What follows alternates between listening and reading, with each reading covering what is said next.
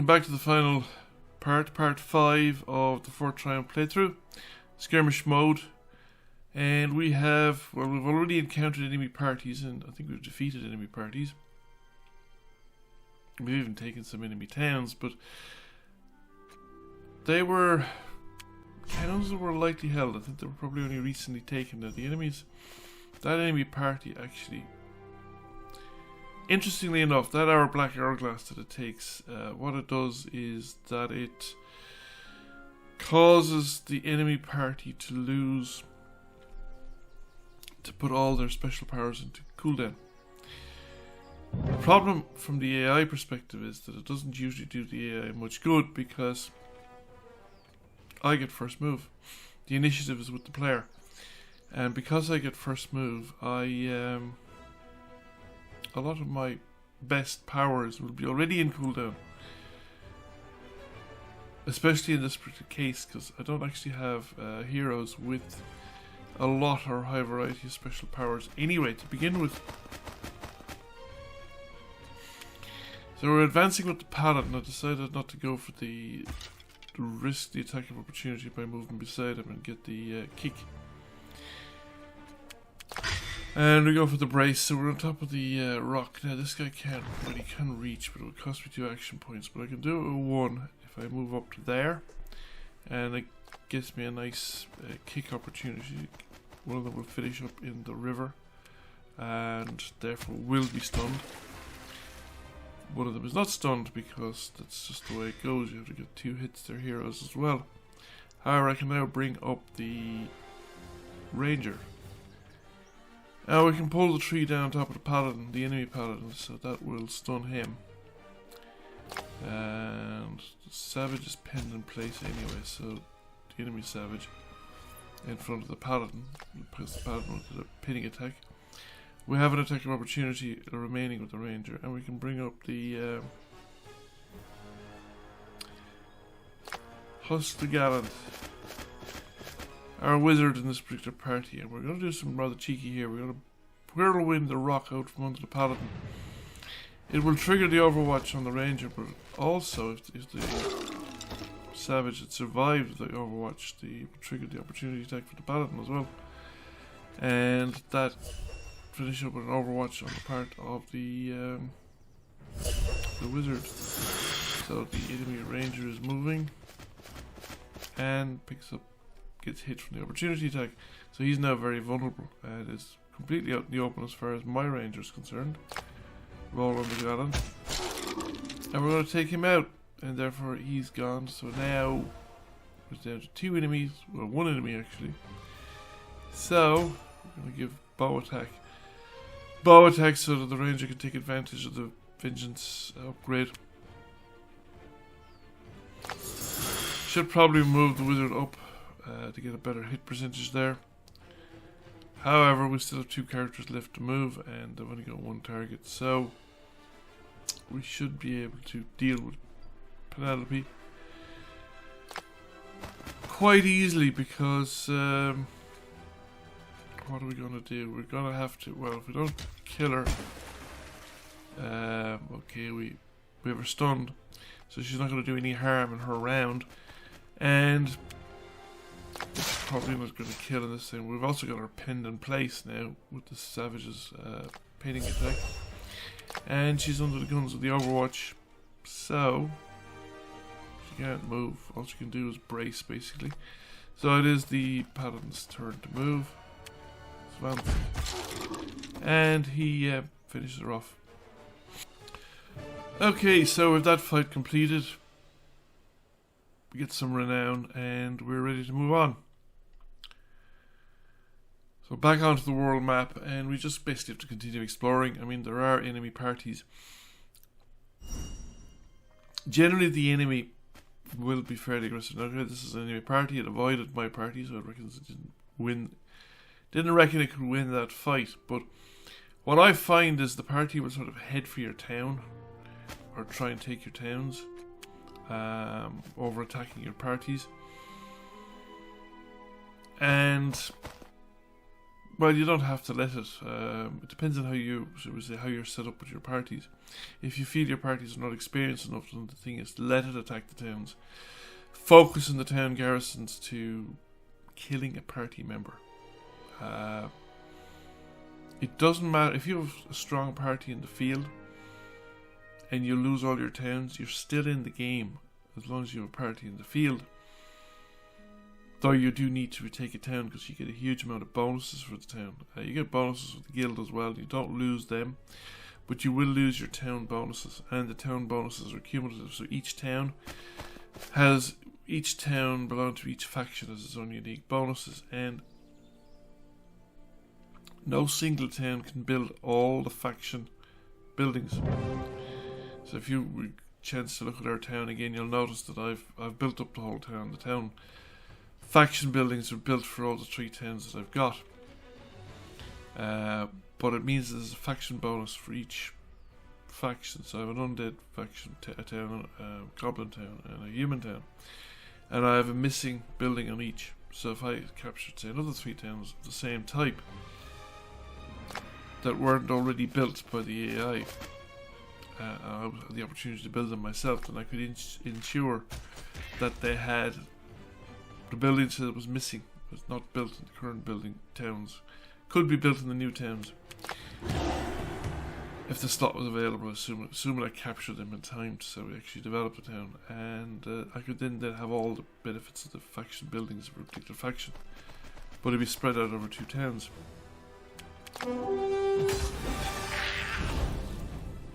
So as I was saying, if you lose the town but kill an enemy hero, you've significantly weakened the party, because the action economy still matters a whole lot. So if the enemy comes in, say, with 5 heroes, and you kill 1, they've only got 4. If you've got 5, so there's 4, they've got 3 action points per hero, so that's 4 3 is 12. 12 action points, and you act first. So if you're the human, you'll have 5 heroes. You'll have 4 action points. But say if you're not human, you'll still have 3 action points, 5 heroes, so you'll have 15 action points there, 12. And you should be looking to get at least 1 enemy stunned in the first round. Now you can probably survive a round of combat with the AI faction if your heroes are, say, higher level than the enemy. You will be able to survive the first round of combat, even if you don't stun all the enemies, or any enemies in the first round. But it would be utterly imperative, if you did have to survive a round of combat with an enemy party, that in the second round you either killed. Now I screw up there. I didn't realise the leaves were catching my mouse, and I was actually targeting the wrong structure. But anyway, as I was saying, the thing is, you should in the second round be looking to stun the majority of the enemy party and or kill them. Because stunning them, okay, it can still negatively impact you down the road, because the enemies are not permanently losing action points. They're only losing action points in 1 round. So a stunned creature only has 1 instead of 3. But if you kill the creature, then you have extra action points. So if you're against a party, so if your party, if enemy party 5 goes in and attacks your town, loses a hero to do it, you have no town left, but they come out with 4 heroes. You come in and you kill that party. You then could retake your town properly in the next round, because the town will still be at best garrisoned with what you call it, with low level heroes. And the chances are that if you have 5 heroes in your town, if you're, say, at the stage of the game that I'm in, I have 5 heroes in the town with fully upgraded town. So each town has 5 heroes. They're going to have a ballista and 3 other creatures. So that would be essentially, for practical purposes, the ballista effectively has only got 1 action point. It only makes the attack, it doesn't move. And sometimes the ballista doesn't always get the attack. It's kind of situational. It depends on the way positions. Sometimes the ballista is not positioned well. So in that particular case, you have 5 heroes. That's 15 action points. So the enemy coming in is around the same. But you've also got 3 creatures, which is another 9 action points, and a 10th action point from the ballista, which is a push attack, which is a very powerful attack. So you should be able to kill a hero, an enemy hero, even if you have to wait deep back into your own territory and let the enemy come at you. And the chances are you have a reasonably good chance of actually killing 2 enemy heroes in that situation. You might lose the town still. In fact, I think you have a reasonable chance of killing the enemy party, unless it's a very strong, high-level party. And one of the ways you could mitigate against that, say, is that one of your towns, say your main town, what you could do, for instance, is take a couple of mid-level heroes and put them in the town, and you can equip the heroes in the town as well. So you could have one town with quite a powerful defense. If you want to play it defensively. Now, I tend not to do that. I tend to actually... well,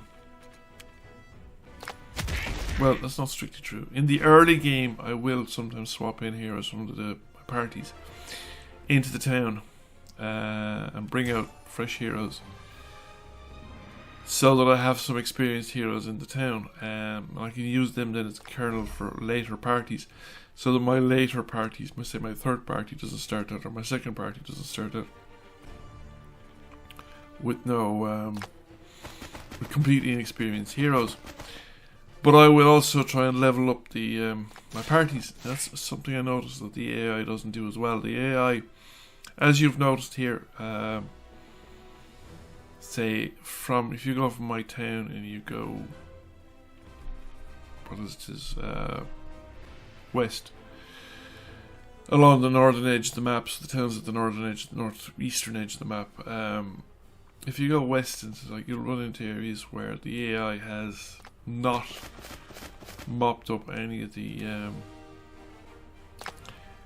world map encounters. There's quite a lot of world map encounters. There's quite a lot of easy world map encounters that the AI haven't touched.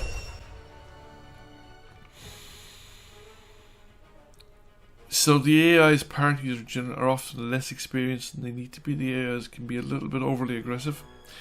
It tends to go for your towns. It'll go for your parties as well, but it tends to prioritize that over building experience, which I think gives you an advantage in the game. A very strong advantage that you can exploit. So basically you're trading time for experience. So instead of taking out the AI in the first 3 weeks, you're spending the first 3 weeks building up a core of experienced heroes, so that when you're mixing it with the AI and have no choice but to do it, you've got these very experienced parties, and it gives you a very strong advantage over the AI.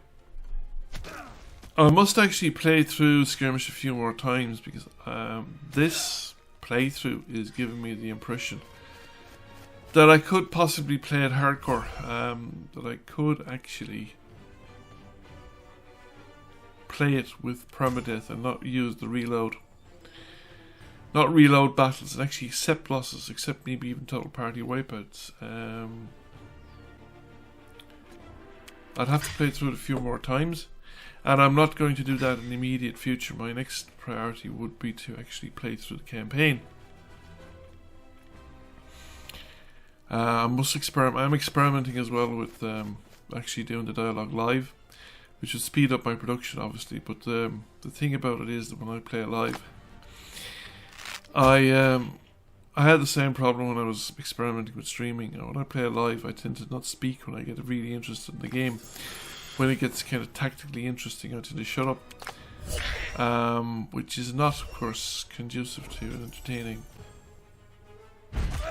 playthrough from the point of view of you guys, or people who will be watching this video. So I must practice playing the game, or playing games in general, and chattering while I'm actually playing the game, so as to give people an insight as to what I'm doing and why I'm doing it.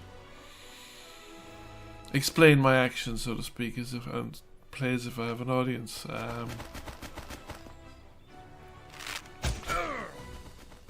But so far in this game, the fights have actually proven to be relatively straightforward. The fights that I've actually had difficulty in this playthrough were not fights against the enemy AI faction. There were fights against resources on the world map. Strongly held resources by world map. They were spawned on the world map at the beginning of the game. Now some of them, by the time the world map fights, a lot of them level up as you progress. So it depends on the thing. I think some of the border factions don't level up that much, so as to not make it impossible to get out of your starting territory. But a lot of the resource fights, say for instance, particularly stuff with really good stuff, now they don't level up, I think, as fast as the party will level up in terms of the power curve. So as your party gets more experienced, their power curve is steeper, levels up faster anyway than the AI encounters. But for instance, here now, like, so you have these empty resources, that the barrel is there. That's it's an unguarded resource essentially, and the AI is obviously, well, I won't say obviously, I think it has been up there. It's either never been up there, or if it has been up there, it has ignored those encounters, and it has never attempted to explore that territory. It has made contact with me, and then it's funneling parties down into my territory rather than going up there with, say, a party of first level heroes and actually beating up a few of the easy encounters, so that when it comes back down to my location, it's no longer a first level party. And this is, well, it's giving me an advantage. But I have found that these encounters can be far more difficult than the actual AI encounters with the AI faction, so to speak. So I have the fights that I've had to back, like, okay, that's a free resource essentially. That is no longer that's an easy battle because there's no high level creature in it. There's a lot of creatures, and there's 18 creatures in that battle, but there's nothing tougher than the skeleton militia. And skeleton militia are not that tough. You're taking on skeleton militias right at the very start of the game. Now, if there was skeleton swordsmen or even skeleton archers, that would magnify the toughness of this fight. Like, if you took out 2 skeleton weaklings and replaced them with 2 skeleton archers, it would, I won't say add 50% of the toughness of this game, because the skeleton archers will be pinging away at you from a distance, and there's enough skeleton militia and skeleton weaklings on the map that the presence of skeleton archers pinging away at you could result you in a losing hero, because you're just constantly being attrited down every round. So these kind of fights,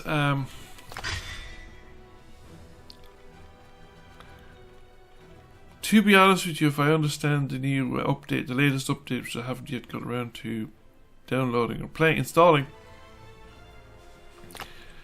I could have skipped this fight, and it's possibly one that I would have done so, because I would be very confident of winning it. Particularly now that I have moderately high level party members. See, my 2 melee units are, even my ranger, like, what is it? A wizard starts off with like 8 hit points, or 8 or 9, when the ranger starts off with something like 7. So my ranger has like 14. Now, at least some of these extra hit points are from leveling up, but some of them are, at least 3 of them, is it 3 or 4? Are from having the infirmary building in my hometown. So if I lost my town, for instance, I would lose 3 hit points from all my characters across the board at the start of a fight.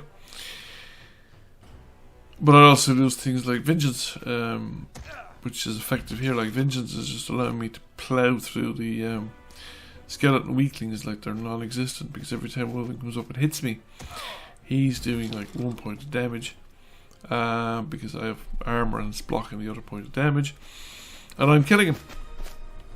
Now, if I only had was it Grudge Camp, I would only hit him once, and the second one would come in, hit me. I wouldn't counterattack, and then it would block the space, so the third one would come in and you'd have to move to a different location. So on that particular corner there, it kind of, well, I suppose they wouldn't. They could go into the lower ground around me. But you know what I mean? Sometimes if you're in particular locations, the obstacles around you can limit the number of enemies that can surround you.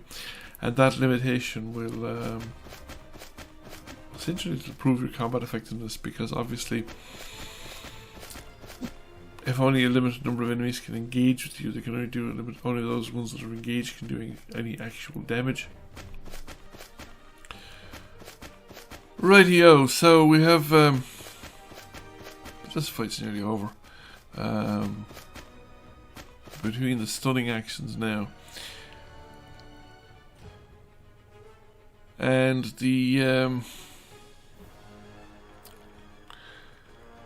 things available. See here, there's going to be another 2 for 1, because okay, we're going to take one of them out, you're going to stun another one, so they don't get the counter attack. He's pinned in place.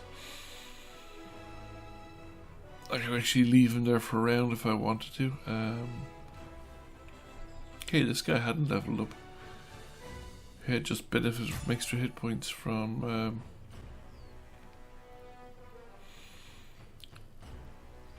and take him out. But I could have left him there as well, like, there was because he was pinned in place. I still have a move left. I can't do a brace because I've already used it. It's on cooldown, so I can just move this guy into a zone of control as well, if that's what I wanted to do. Because again, it would give me an opportunity to see if I have an opportunity attack remaining. Have an opportunity here for the grappling. I could have done it that way. I could actually also pull the mushroom behind him back over as well. I think I'd have a higher percentage chance of success. And finally, the wizard has an attack left, and if I go in here and do the fire blast, I get both of them, even though one of them was stunned and didn't have an ability to move anyway. So we're now down to even numbers, and we are a lot more powerful. So at this point in the game, like, we're going to be able to pretty much keep the rest of them quiet, I think, for the remainder of the battle. So he attacks, counterattacked, and dead. And it's not a big deal because, okay, he didn't make any effective attack at all. Kicks off Overwatch. And this guy's also going to get counterattacked, and he's dead as well. So finally we have another level up here. So we've actually managed to level up some of these characters multiple times as well.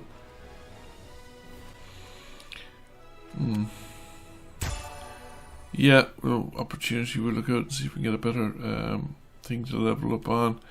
It's now just a question of polishing off the last remaining enemies. There's only 1 left, 2 left, 1 left.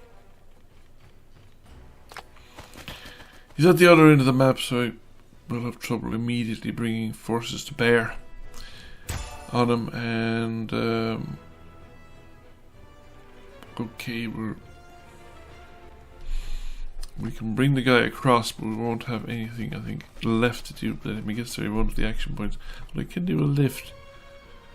Will the lift do the job? Yes, it'll trigger the attack of opportunity, and that will finish him off. So another fight over with, and another nice item picked up, I presume. There's going to be some kind of treasure reward out of this thing. Oh yes, we get an extra person. And the thing is, we've now got that extra person instantly integrated into our combat formation. So we now have okay, that's a tougher fight, like, but that's actually a fairly easy fight. Tougher than the last one, but still a relatively easy fight. And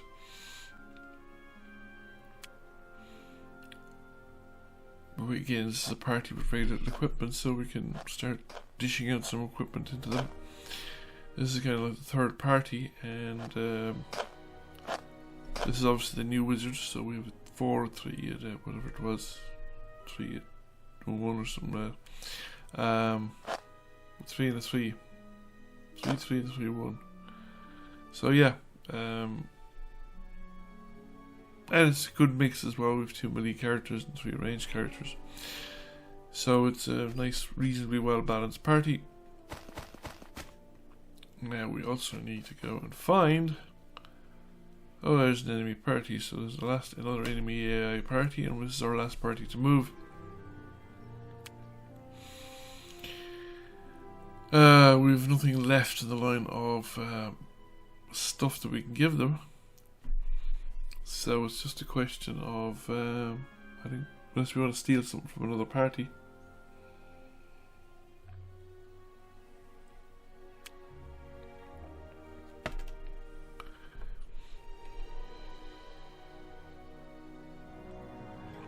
What's these guys who want to move?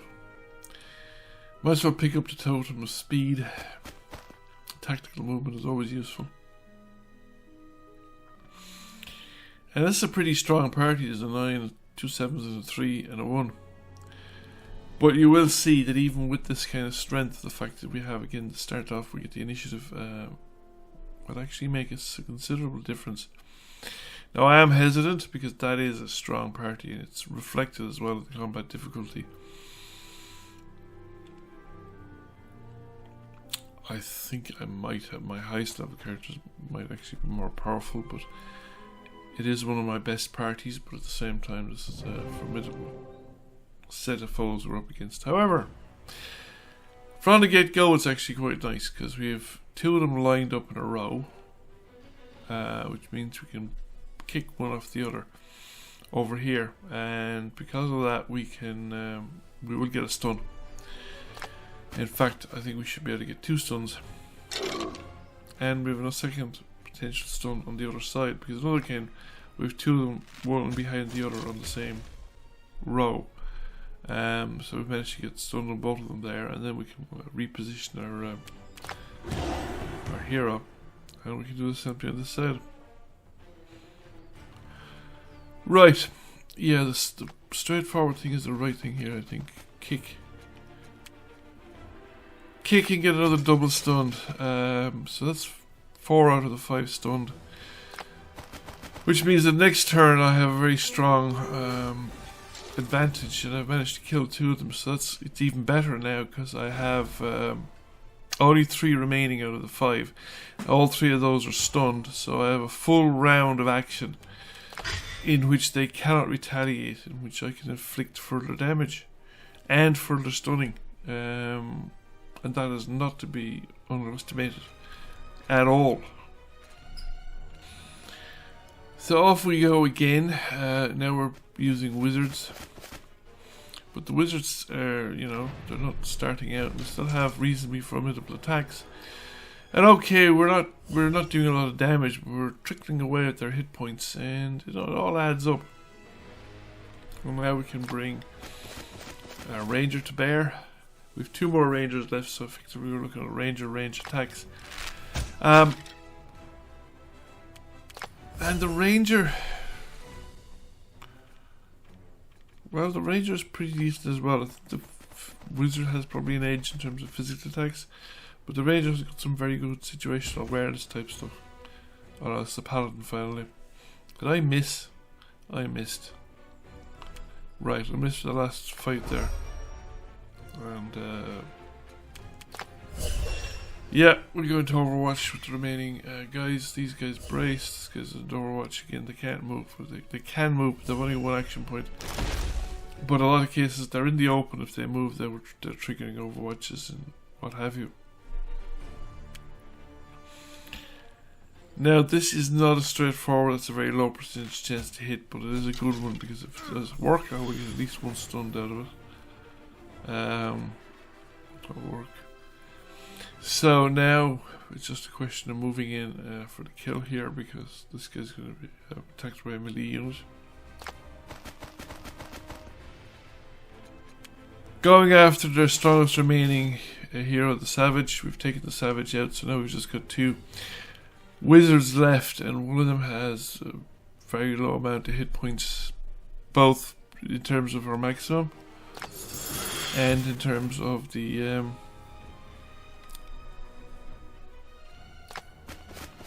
what she's remaining. So I think 1 hit point remaining.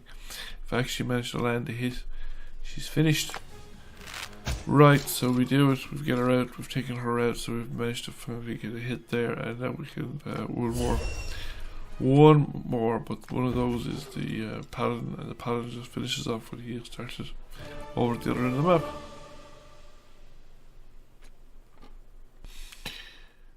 The Dismal Wood, onwards, back into the world map, and let's see how the strategic situations unfolded after that battle. Well, we have another enemy party. We have those chests tend to give nice little goodies, but we can't actually reach any battle, nor can we reach the totem that will give us 8 extra steps. That's a 4-person battle, and we have a 5-man team, so that's another winnable battle on our part.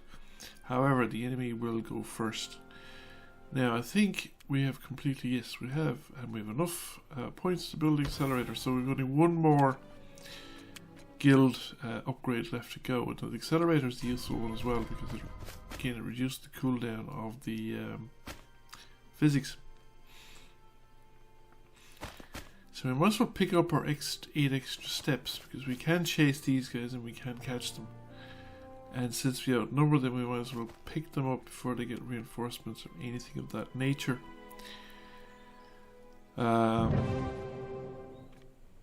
Rightio, so they're in basically a field.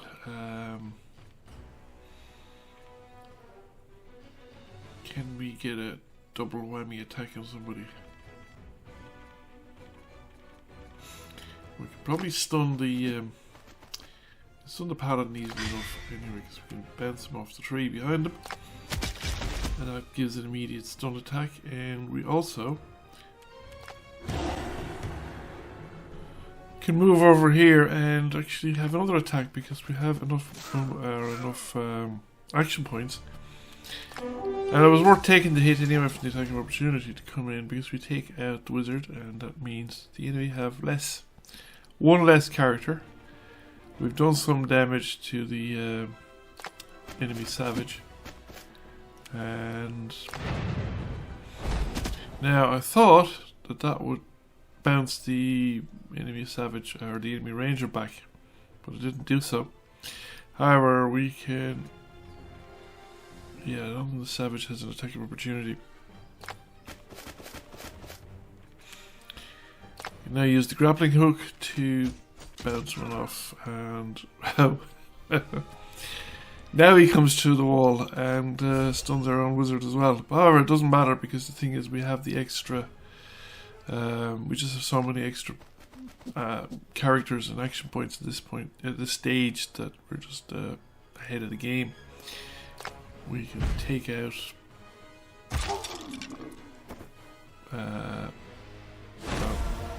took out the Ranger. Probably should have taken out the Savage.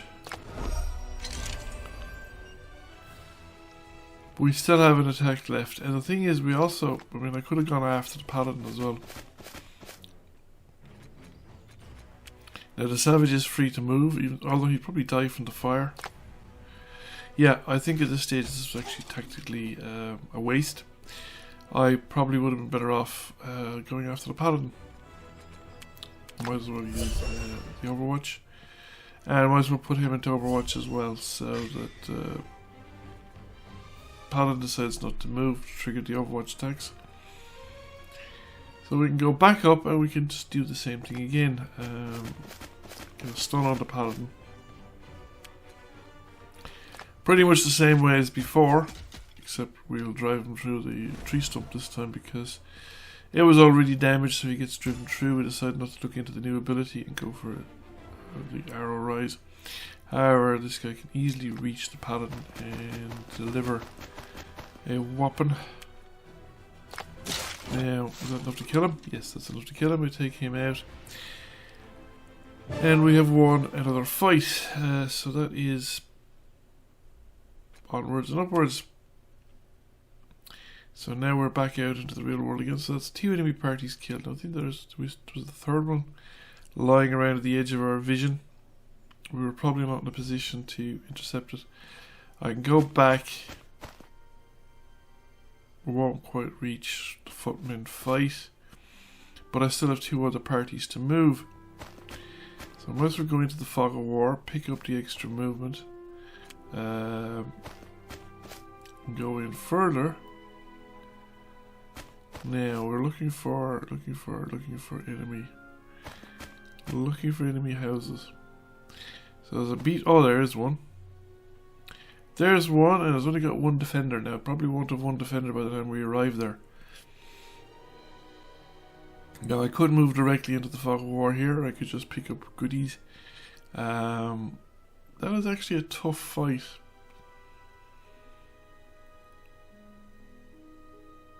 Because of the sheer number of people there and the fact that there's 4 skeleton air blasters.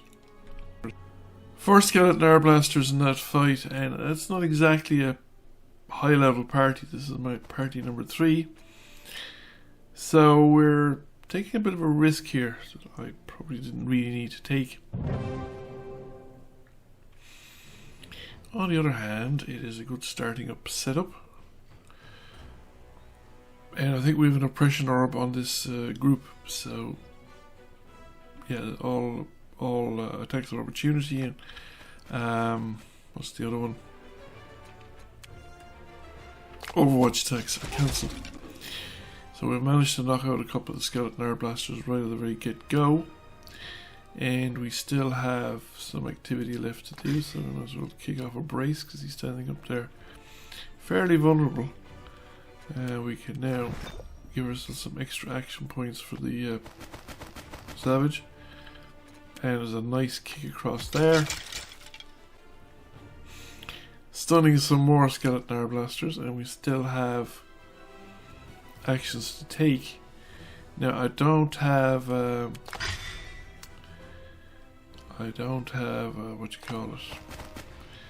I don't have fire blast or anything like that there, so that's kind of going to limit. Now if I go there I won't be able to make an attack. If I go there I won't be able to make an attack. If I go there I will, but I've only got grappling hooks, so we take out the last skeleton air blaster. And we don't have Overwatch either because, you know, nobody gets it. When one person gets it, nobody gets it. And we can, I think I'm better off moving up closer. So we move up closer and then we can kick off the fire. We should take out a couple of skeleton weaklings. So a significant amount of the enemy force at this stage is out of the combat for the next round. And I should be able to do quite a bit of damage again. So what do I want to do?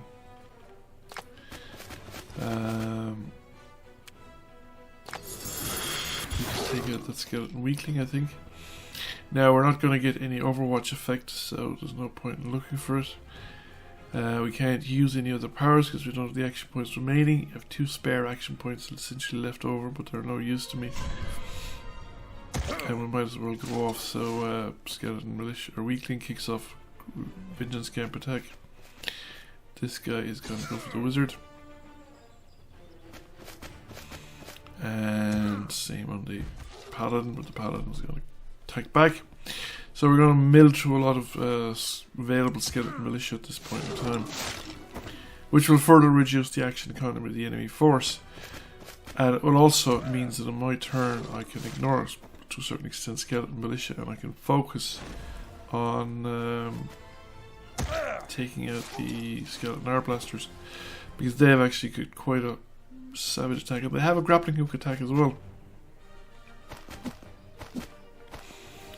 Now, the usual thing with archers, they all go and scatter into different directions, which makes dealing with them more difficult than normal than you'd normally expect, because they skeleton militia. There's only one of them left, and we have a promotion out of all of this as well. So we can go over there anyway. We can take out that skeleton Arblaster. We'd probably take him out one way or the other for either move, because he's vulnerable. He's going to be kicked off the wall here. Doesn't hit the other skeleton archer. Here we get a slash and dash, which is well worth taking. So we take our slash and dash, and I think we're going to use some of it to take out this guy. And we just want to put him into zone control, because it stops the archer from acting anyway. Options. What to do? Skeleton militia, I think, has to go. We probably could take him out in one shot. Not quite. Got a hit point left. And I don't have a good attack either. I just have the I have the fire burst thing, which it looks like I was waste on one particular target, but still. And I have the option of running away now. Right, so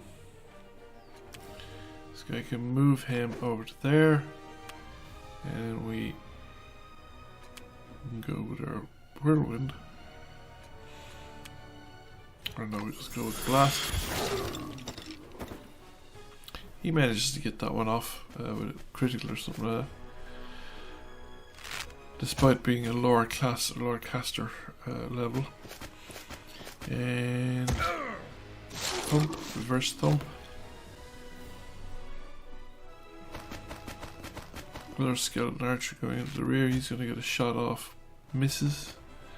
This guy's going to get a shot off. Does not miss. But the stun was blocked, and this guy misses, and this guy's not going to get a shot off because he was stunned. So this turn I should be seeing some casualties among the skeleton Arblasters as well, because most of them have taken damage. There's one now. He's got 2 hit points remaining, so he's gone. And no move, but we get a level up out of that. And we take the healing aura, because healing aura will keep that guy alive and keep the rest of the party alive too, if we can keep him near to the people. We swing around here, and I think we can take this guy out. Or we go over here and we'll probably take... I don't know if we'll take that guy out, but we'll do a serious amount of damage to him. I actually managed to take him out. The other guy's an easier kill, so it should be more possible for one of the other characters to do it. And just need to get as close as we can in order to maximize our chances of hitting.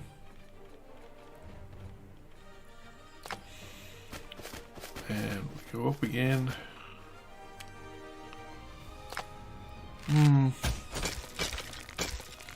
Okay, we got a stun out of him, so he's out of the action. And we can go up here. Yes, and we can use him to maybe stun the Arblaster behind him. Will he be able to go through the tree stump? No, he doesn't. Just bounces off it and dies. So we have another level up there.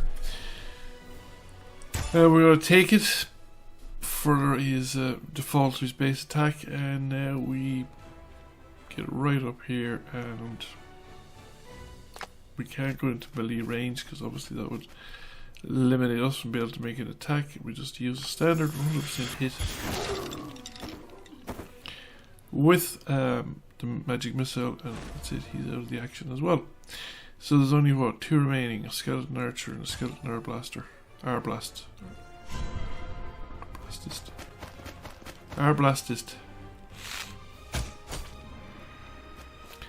He missed. And this guy is going to miss as well, okay. Skeletons do not have much luck on this particular one. However, we can follow him up, we get into melee range, should finish him in this round. That's him out of the action, and similarly the Savage should follow up the next guy and get him out of the fight as well. Because he's only got 2 hit points left and he's a 100% chance of being hit. So that's him out of the action also. So that is another fight completed, and now we are ready to move back into the world again and just continue on from where we left off. Right, back into the real world again, and we can pick up the power gloves that we went to all this trouble to get. Basic attacks not applied force and the damage delayed till the target stops moving. That's actually quite handy because it means that, say, you have a wizard on Overwatch or a ranger on Overwatch, and they're wearing the power gloves. You kick off a physics attack, say a kick. They're moving. The Overwatch kills them. Normally they just die and they don't actually slide into the next target. Whereas if it's applied at the end of the movement, they'll continue to slide and they'll actually go into the next target. That makes the physics more powerful.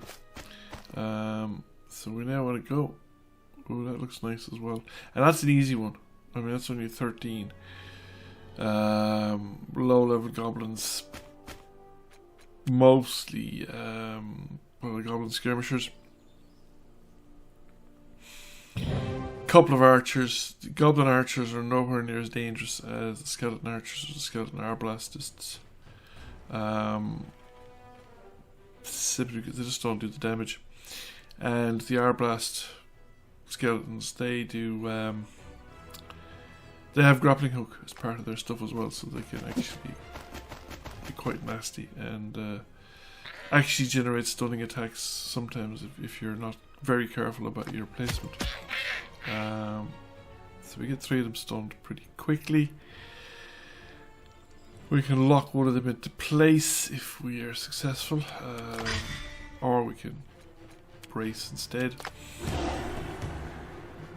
We can take into account the slash and dash. Now, one of them is already stunned, but in the zone of control of another, which is fine. We can just kick him up there, and we get a second one stunned. So, and we still have options, so I used it to do a ranged attack, and what do I want to do now? Now, so we say all the easy stuff is done.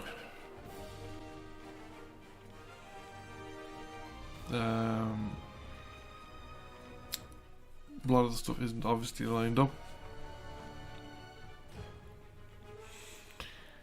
And I'm obviously having some time thinking about what I'm going to be doing. See, none of these guys are lined up for any kind of easy action, and I can go there. I'm reasonably well protected actually, because the won't move. The fence won't move, at least not for the initial attack. I missed.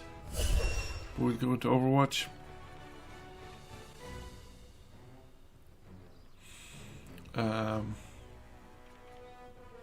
Again, same kind of deal, and again, I don't want my guys to be in a nice lines. That would make it easy for the enemy to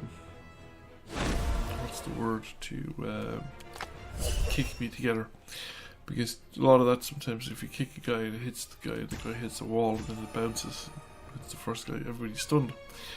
So you don't want that, especially with your own characters, because that really knocks out your that's a bit risky, because the ranger could be sent back onto me.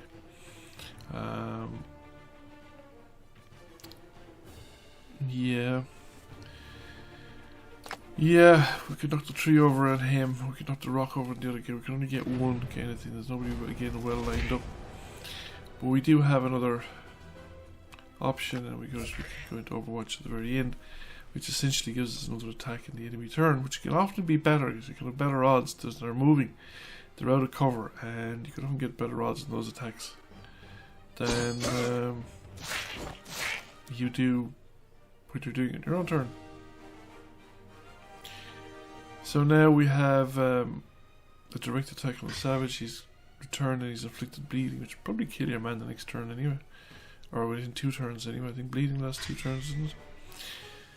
This guy's bracing. Guy up there is bleeding. Bracing again. Overwatch. Not moving. A lot of them are not moving. I don't want to trigger Overwatch because I know that the Overwatches would probably kill them. And yeah, it's taking its time sometimes. You know, you can tell when you're really sticking it to the AI when the game just slows down like this, especially since it's not actually moving a lot of critters. In fact, sometimes I think it's quicker when it's got a lot of critters than when it's trying to move a relatively small amount against overwhelming opposition.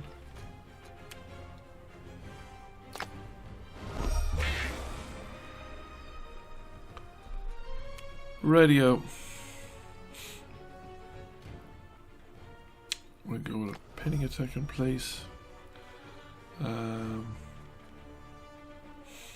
Oh, there's an opportunity here, which is just too good to pass up. 2 dead. Yeah, he's bleeding and pinned in place.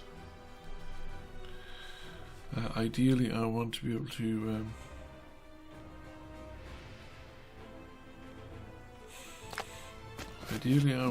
to make as much attack as I can, so a free attack at kind of lower, reduced odds. Very low odds there, though, and we've managed to miss 64%. Let's go with the one that we're guaranteed to hit. So we've gone with the one we're guaranteed to hit, and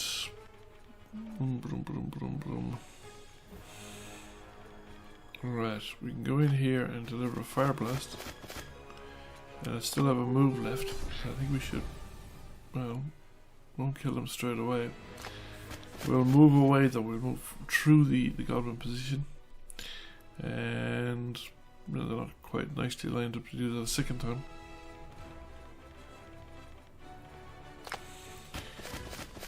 And again, we can move through the goblin position. See, in some ways I would like it. What did I do that for? Bit of a waste, I think.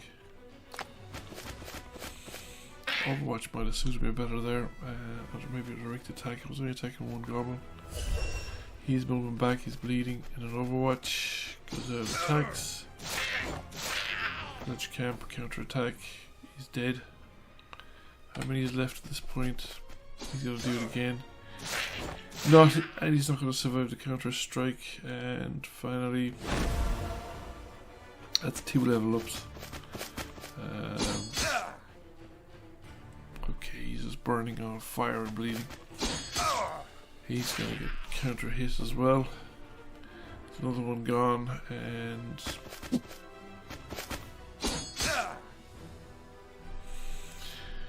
more damage. Going to march through the area of control, so that's going to take an opportunity, and it takes him out of the action. And there's only, what, 3 left? 3 left at this point in time, and the paladins move. So they're, yeah, it's far away. I can put a speed boost on, see if we can make it all the way over. Not quite.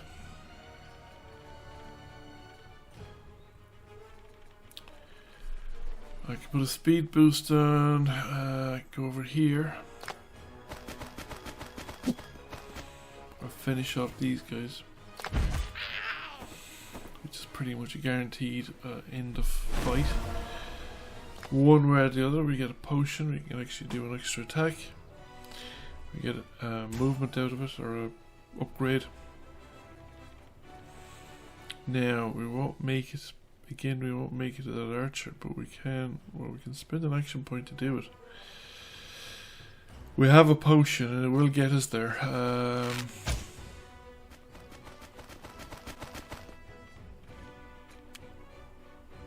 And I stopped short. I stopped short. I couldn't quite reach. I thought the lift might get there, but I can't. I can't pull him into me or anything like that. So, guy's got 2 hit points left, and he's out of the action. So that's it. It's my turn again. Right. Can I go further? No. So the walk is actually further than the teleport. We could bounce the mushroom into the golden archer. Because in the whirlwind attack.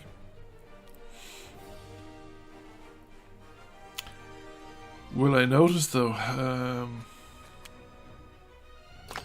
No, we just make a direct missile attack from here and we hit. And I think that's it, it's all over. So onward again, out of the evil forest. 175 renown. I shouldn't be far away from being able to pick up my last guild reward, I think. Which is armor, tier 2 armor, I think. So we've picked up the Bastard Sword, which is straight +2 power.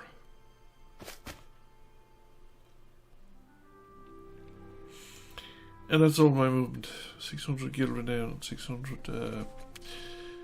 yes, so... Save the game, obviously. It was late, obviously, and I was ready to go to bed. And then we resumed.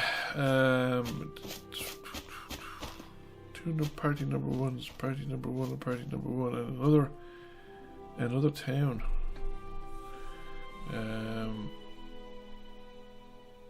Let's see now. We have tier 2 armor purchased, so that will block more damage. Can't really pick up anything else.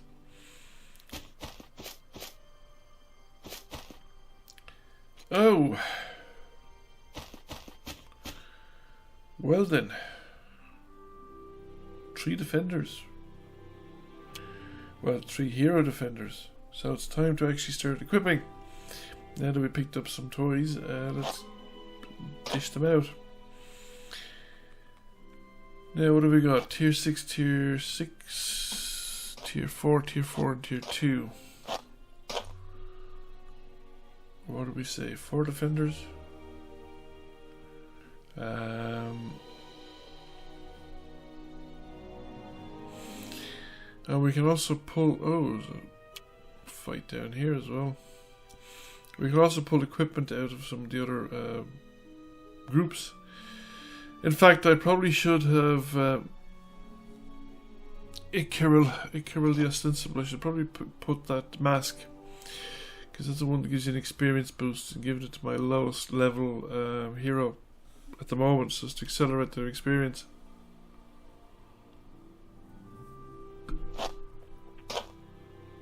So we've pulled out another sword, and we're going to give it to this party. And it's 3 heroes, and they're all level 1s.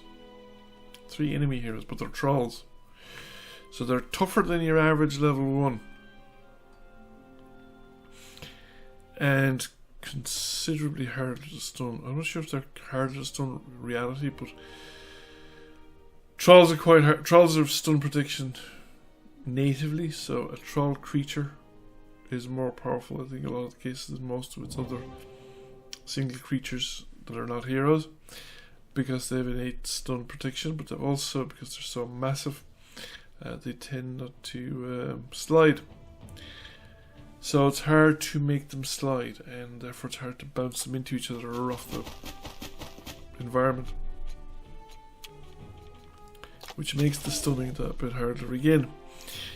So I kicked the pillar down on top of that guy. Didn't stun him. Well, obviously I didn't expect to stun him. I didn't shift him any bit either. And there's 2 of them there, and one of them big by the seed spiders or whatever is the other side. So we've locked the spider into position, which is a kind of useful thing. There's these, what you call it, so how many of these are heroes? So there's a regular troll, a spiderling, a house spider, and ballista. A couple of others. So that's one of the trolls gone. That I think is the regular troll without character class. Whereas the troll over there, this troll is savage, is it? A savage, and this troll is Ranger pulls up his head. The ballista, and has the opportunity here to do something as well.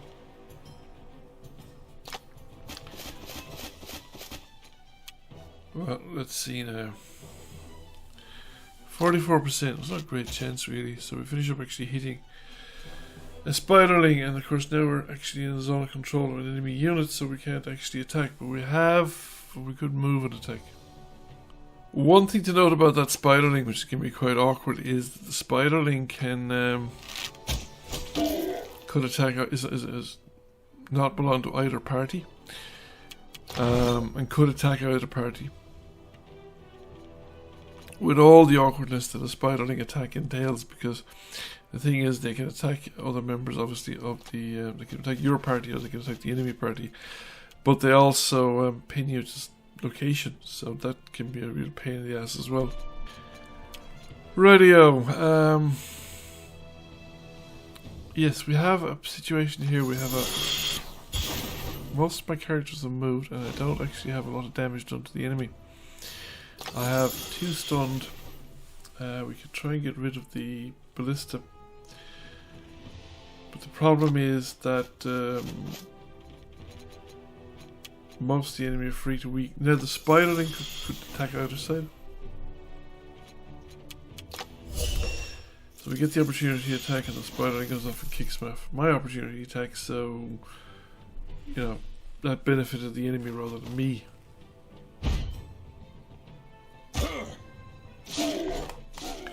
Fortunately, the grudge match is going to start paying off here, because they're going to make their attacks, and this is going to trigger my counterattacks, although that savage is on pretty low health at the moment.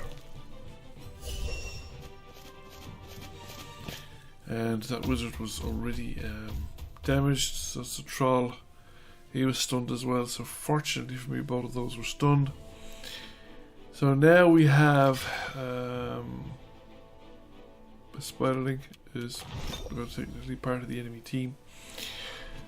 Well, I suppose actually it's not. It's really its own team. Like, we've gotten rid of one of the trolls, and we've gone into kind of a defensive stance ourselves. Right. Can we line somebody up and get attacks? Well, we're pinned in place, so we can't really move beyond that. I think only using my own lift there to get line people up, but I wasn't able to get any kind of decent attack out of it. However, we have a fireball.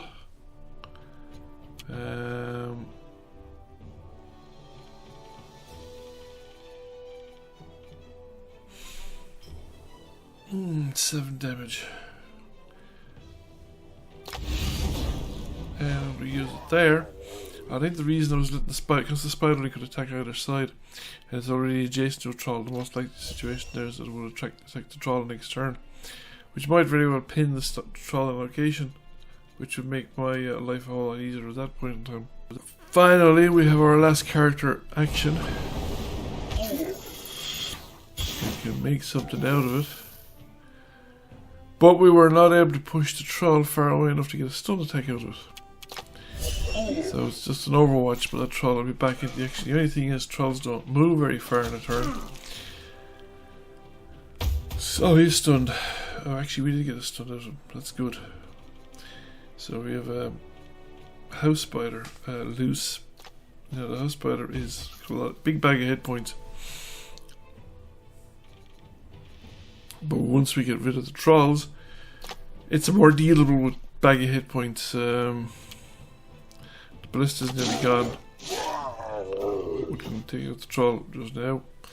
So that's the troll getting out of the way, and there's just a ballista and the house spider left. Radio, level up. Take it where we can. We still have a ballista alive. However, we can make a point blank range attack on it, and we will get it before it recharges. The other thing about the ballista is I think there's a recharge period. It doesn't attack every turn. Now, do we take it? Go for the whirlwind. We might get a stun off it, and we missed at practically point blank range. We missed. Now, can we get right up here and do something useful? Well, the house spider has 14 hit points left. I doubt if we can take him actually. I think he's gonna last long enough to 50-50 shot. Nope. So the house spider is gonna last long enough to get a counterattack in and survives the counterattack from the paladin. So now the house spider was trying to do their move again, and we managed to take it out. So now we have finally that encounter is cleared. So that now leaves us. That means we've taken a town. So we have now what? 4 towns. 4 out of 5 towns. So there's only one more town remaining. I think we know where that one is. I think we've found that town already. So we have we better go back to that town, and that town actually isn't fully developed, is it? Well, we forced it up. Yeah, it's not fully developed. I didn't spot that. Not that it matters, like, I mean, I'm not short of things at this point in time. But we have a party here behind me. I don't need to do that, do I? Well, I don't need to do it. Did I do it? Yes, I chose to do it. I decided to just accumulate more stuff. Distracted by the shiny stuff like that rather than finishing off the game. And this again should be a fairly trivial fight. It's a lot of peasants, footmen. Is there even a cleric? I don't think there is. A lot of clerics are a lot of peasants and footmen. Like, I have a fairly mixed party myself. As I stated, I think this should be a pretty easy fight. There isn't even a cleric in the enemy team. We're are heavily overmatched. This is another one that could have been, if the facility had been available, it could have been just kicked off as a one for the API to resolve, for the user interface to resolve without actually going into tactical mode and playing it out turn by turn. It's mostly peasant units with a couple of footmen, but they're not really going to get a chance to act. Like, I mean, we're down to 5 of them. We're down to 5 of them already, and we've barely got going. Like, I mean, this is another character that's reasonably well developed, and we just need to sort ourselves out in terms of well, how many can we get stunned and knocked out of action? Okay, so we've most of the footmen are now stunned. There's one of them remaining. 2 of them remaining. One of them over there. See what to do. We can go up there, we can knock the tree back at him so that'll knock him out as well, and then we'll just leave a single footman that single footman that can take an action. So there's 2 of them that can take an action, so we will level up here. Thought that ranger had a level up already. And missed at 62%, so we're going to Overwatch. Go up there, and the guy behind the tree just kick it. There's more stuff going to be following you in the next round. Okay, you're the last actor in the round, and you come up here. You can hit him really hard, kill him. You can pin another guy into location using the shackles. And you have the enemy's turn to act, so the peasant I think is the only one to connect. Yeah, so it's now my turn again. And I have a lot of options at this point in time. So I can turn on that guy, I can bounce him into the tree I think. No, he just goes down. And the savage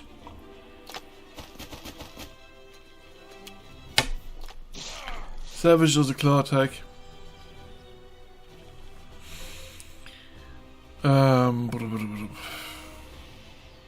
Yeah, we just do fire blast. It finishes the fight. No fuss, no muss. I'll have it back for the next fight. Because they don't make you play out through the aftermath, so I don't have to be doing anything to recover my spells. I just do it. The next fight I'll have them all back again. So once more we're back out and we must collect our reward. Now it is a common chest and it's a pixie dust jar, to be honest, which is probably not worth it at this stage of the game. Pixie dust jar really made a difference. It's a useful thing, but it's compared to some of the stuff that I've got, like it's kind of small cheese, small beer, whatever you want to call it. We go back out, we get there's a town down there. And it's 4 trolls. What are you doing? There's no point in going over here. Yeah. There's a party down there, but there's a party over here as well. So we've got an enemy party. And we can take it out. And it's got... it looks like a troll kind of town, or not troll town, undead town. We've taken the troll town. So we know where this party came from.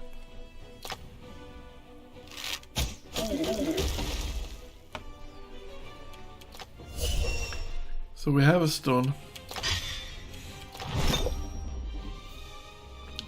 Now the thing is, in principle I can push one ranger back into the other, but I'm not sure if I could slide a ranger that far. Now if I had the soap on a stick with this party, I could probably have done it, but this isn't the party that has it. Actually, we did get the ranger back far enough, and we still have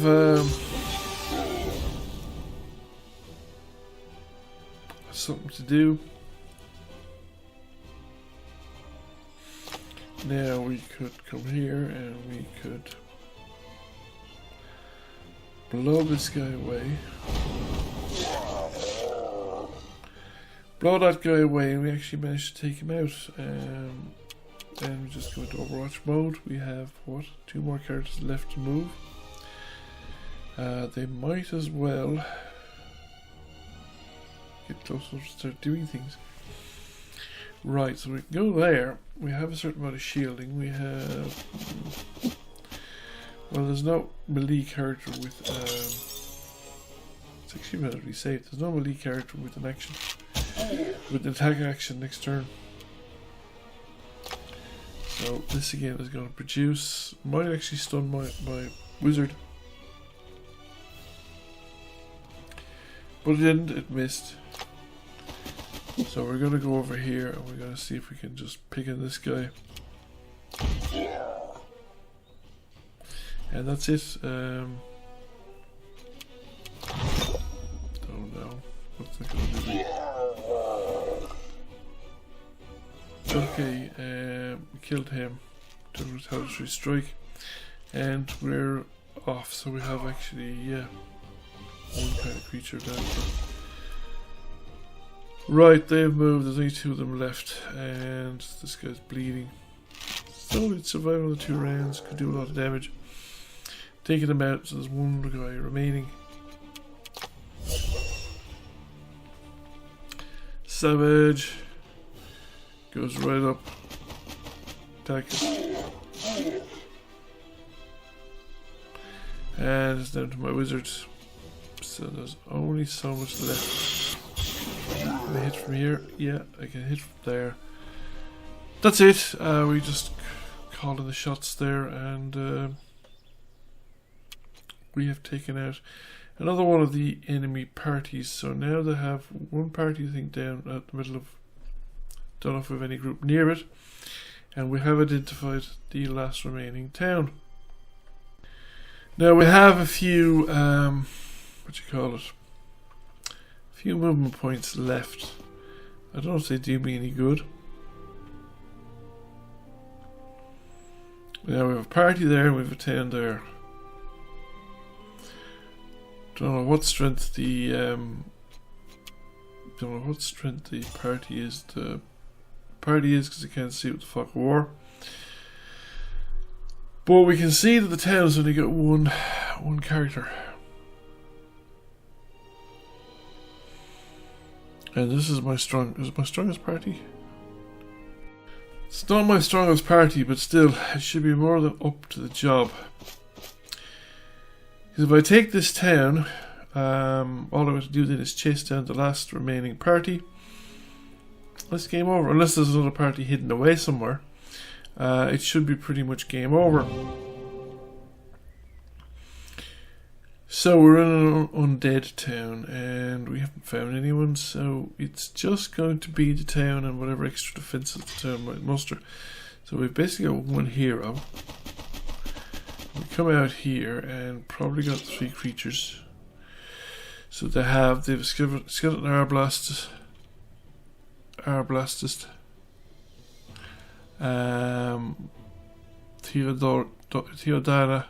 Theodona, the wizard, and skeleton archer, and a skeleton swordsman. They don't even have a ballista.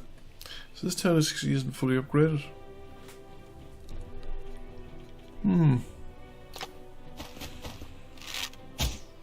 Right.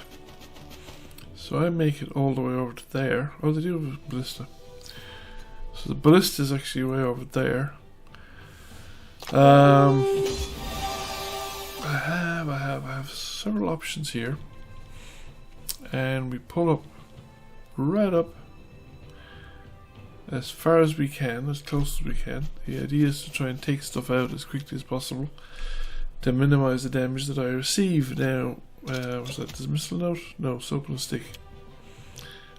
Dismissal note gets rid of one of the enemy party members. There's only 4 creatures left altogether. Yes, total garrison total. We do a quick level up here, and we have a thingy. I could use that thingy earlier. Actually, had more effect. That thingy does that, which bounces people around and creates force effects and push effects or pull effects, depending on which one they are, which color they are. And the thing is that you get stuns out of them by just using a basic attack. And we now have a thing, so it bounces off the skeleton, and he's stunned. And I keep going. And we have now, because I suppose Overwatch. And we still have alright, with this guy. With all the movement points. So this is my powerful party. Thought he'd be higher level. Right. Okay, did I get rid of him? Yeah. So there's only 2 left, the swordsman and the ballista. Alright, move up to the ballista. And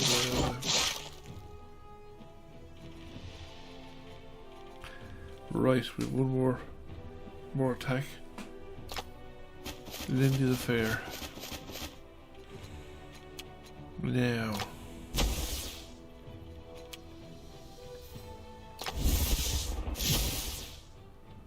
We got electrocuted, so he's not moving.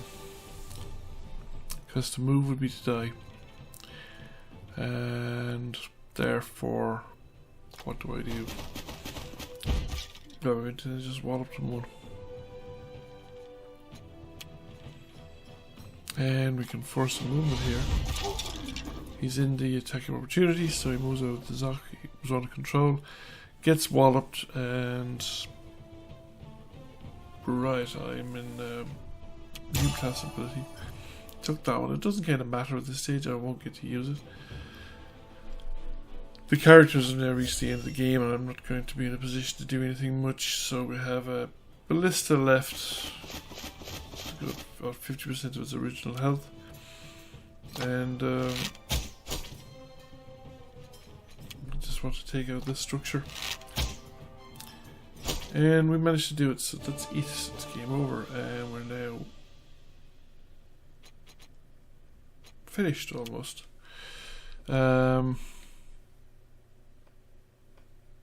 Right. So now it's a question of finding. Again, everything's built here except the Essence Harvester. We can install a garrison, which is something I need to do. Now we have the enemy party over here. Can we reach them? No. Oh man, that's close. I was just so close there that I could have got them. Another step. Another step and I would have reached them, and that would be the end fight. Now I can create a party.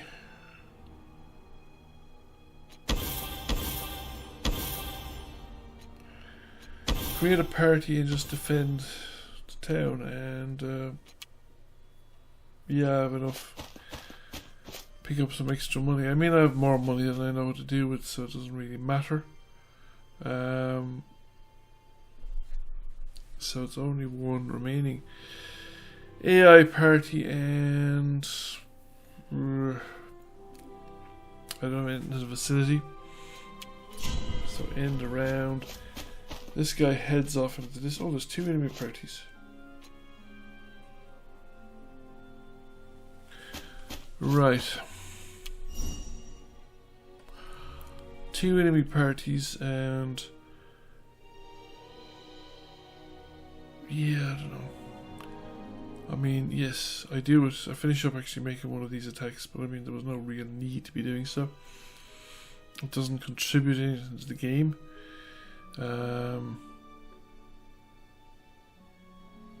Because at this stage it's all over bar the catching of the two parties. So we're back into another fight. This one again is going to be another pretty trivial fight. It's just goblins. Goblin raiders and goblin scouts.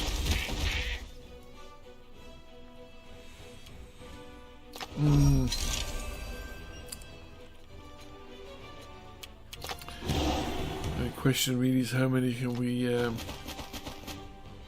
immobilize at the very start. Okay, not as many as got the guy behind. No, probably not a good idea. It's probably a more better thing to do.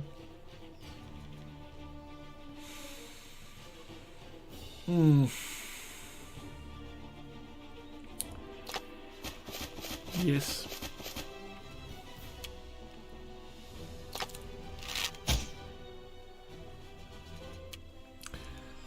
You missed.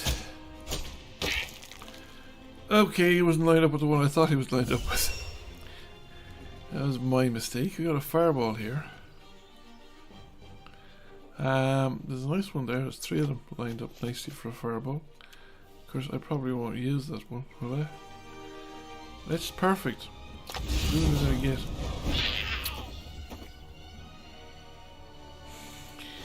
And actually, I don't think fireball's that good a spell.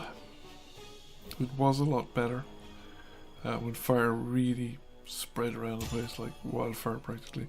I think the what you call it, the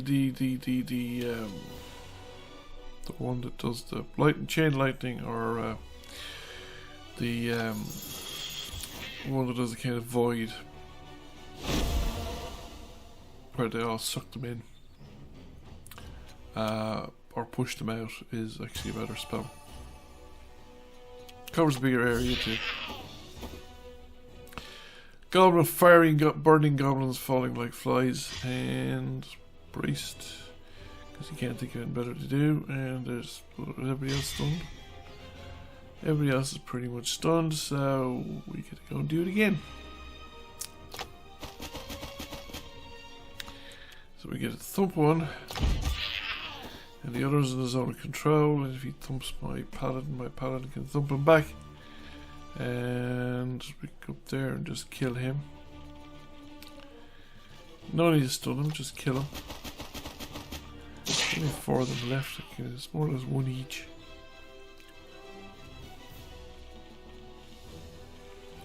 And let's get close enough. Let's get close enough. Another one dead. All we need to do really is guarantee the hits. We get level ups like nobody's business though. There's the one we want. The push attack. And yeah, we take 2 for 1.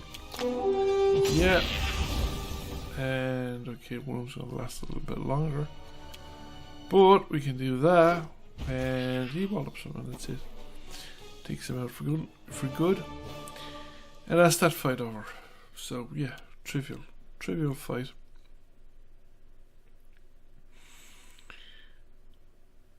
All that's left now really is pick up a fire shard. It's useful. It actually basically a whole column along or row along the table, depending on what direction you're facing. Everyone basically burns.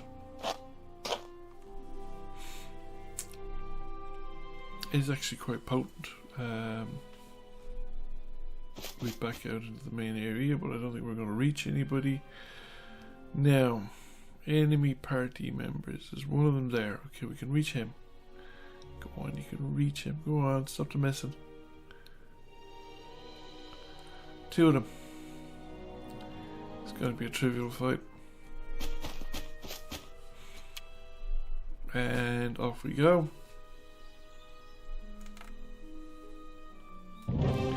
Kind of surprised it finishes up with small parties like that.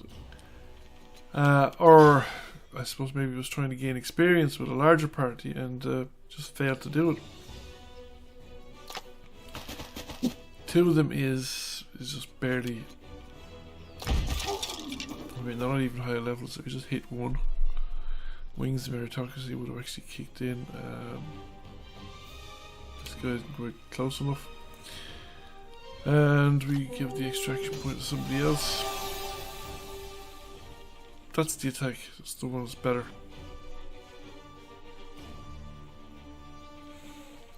And now pull up.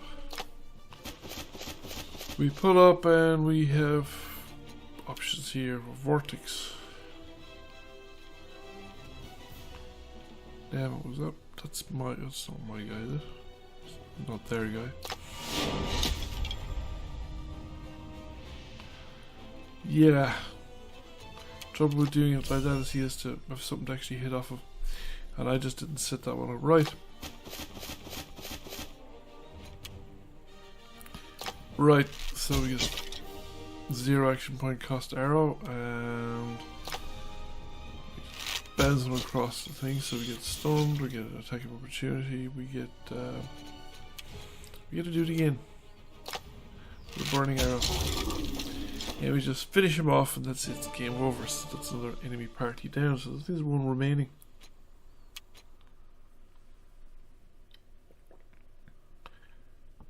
Now the only real question here is, can I catch him?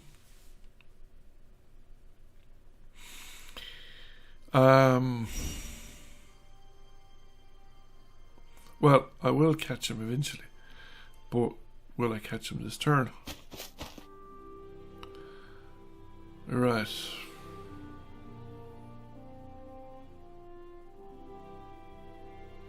I don't know what you're doing.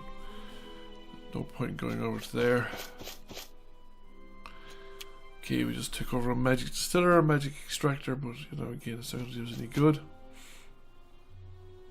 And it's into turn.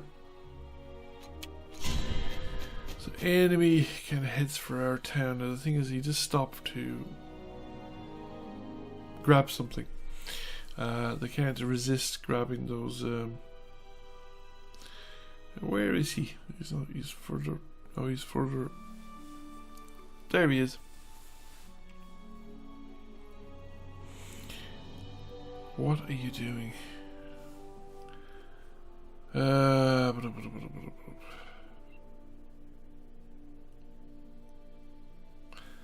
no point in going after other fights. This is it. Right. That just means you can start a fight with anyone, I think.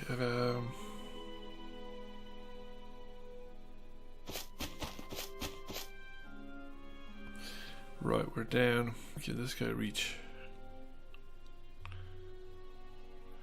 Yeah, and there's only 3 of them. So this is another 5-person party, so there's only 3 of them.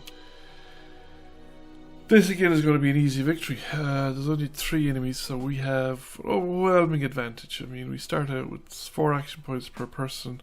5 persons, it's 20 action points. We can first go against 3 enemies.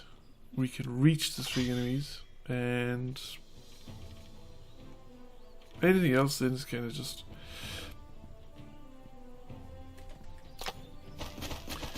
so once again we come up and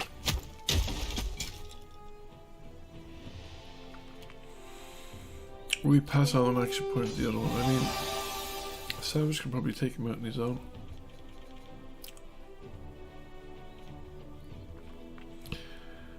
Right.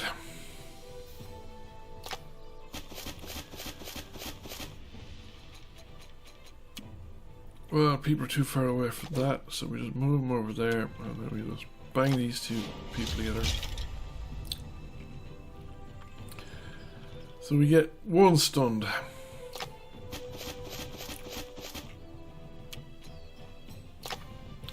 Now she got stunned there as well, and we still have an attack to make. 75%. 95%, and she's burning. And we're on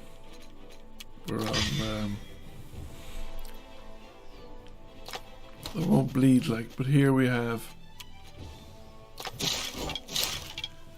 okay, and we take the action point.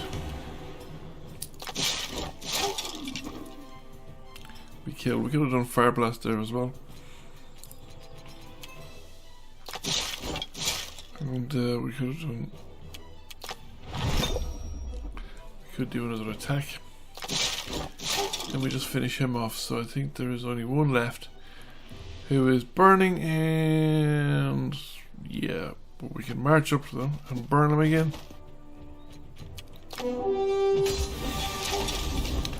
So with a bit of work, the Savage there could probably have actually taken out the whole enemy party on her own. And that's it. That should be it. As far as I remember, there are no further enemy parties. We haven't seen anything else moving on the map. You're victorious. So that's it. Thank you for watching. I hope you found it interesting. Please check out the game. It's on Steam. It's still actually available for sale. Thank you for watching. I hope you enjoyed the video. If you did, please press like, comment, share. It really helps the channel out. And if you have not already done so, please subscribe to the channel. I will catch you all again soon. Bye for now.